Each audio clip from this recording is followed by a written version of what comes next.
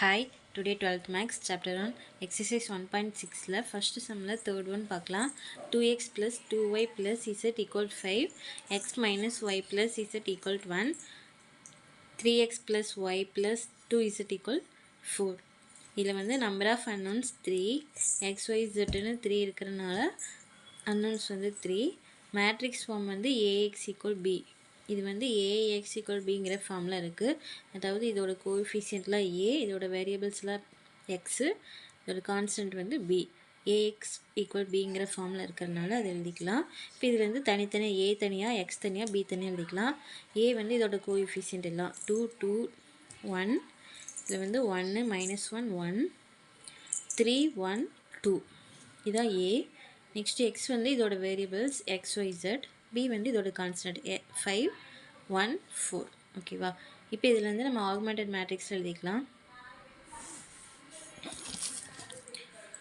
Augmented மேட்ரிக்ஸில் வந்து a எழுதி ஒரு ஸ்லாஷ் போட்டு b எழுதணும். a ஃபஸ்ட்டு எழுதி ஒரு ஸ்லாஷ் போட்டு b எழுதியாச்சு. இப்போ வந்து இந்த 3 பிளேஸ்க்கு 0 கொண்டு வரணும். இங்கே 0 கொண்டு வரதுக்கு வந்து இப்போ R2ல் வந்து இங்கே ஃபஸ்ட்டு 1 வந்திருக்கு. அந்த 1 வந்து R1ல் வந்துச்சுன்னா நம்ம இந்த ரெண்டையும் ஈஸியாக 0 கொண்டு வரக்கு ஈஸியாக இருக்கும். ஸோ R2வையும் R1ஐயும் இன்டர்சேஞ்ச் பண்ணிக்கலாம். R1 interchange R2. R1ல் இருக்கிறதெல்லாம் R2 பிளேஸ்க்கு வந்துடும். R2ல் இருக்கிறதெல்லாம் R1 பிளேஸ்க்கு வந்துடும். R3 வந்து அப்படி எழுதிக்கலாம். நெக்ஸ்ட்டு இதுக்கும் 0 கொண்டு வந்துக்கலாம். இங்கே 0 கொண்டு வரக்கு வந்து R1 2வால் மல்டிபிள் பண்ணிட்டு R2லேருந்து R1 மைனஸ் பண்ணும்போது இங்கே 0 கிடச்சிடும். இங்கே வந்து R1 3ஆல் மல்டிபிள் பண்ணிட்டு R3லேருந்து R1 மைனஸ் பண்ணும்போது இங்கே 0 கிடச்சிடும். So R2 change to R2 minus 2 into R1, R3 change to R3 minus 3 into R1. R1ல் எந்த சேஞ்சுமே இல்லை, அது அப்படியே எழுதிக்கலாம். R2 வந்து இங்கே எழுதியிருக்கிறேன் 2 2 1 5 இங்கே எழுதி நெக்ஸ்ட் வந்து 2R1, R1 2ஆல் மல்டிபிள் பண்ணி எழுதிக்கலாம்.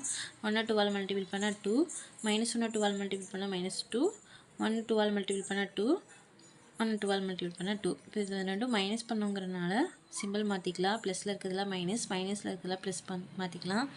2 - 2 0, 2 + 2 4, 1 - 2 -1, 5 - 2 3. இது R2 0 4 -1 3 R2 எழுதியாச்சு. நெக்ஸ்ட் R3க்கு வந்து R3 ஃபஸ்ட்டு அப்படி எழுதிக்கலாம். 3 1 2 4 இங்கே எழுதி நெக்ஸ்ட் வந்து 3R1, R1 3ஆல் மல்டிபிள் பண்ணி எழுதிக்கலாம்.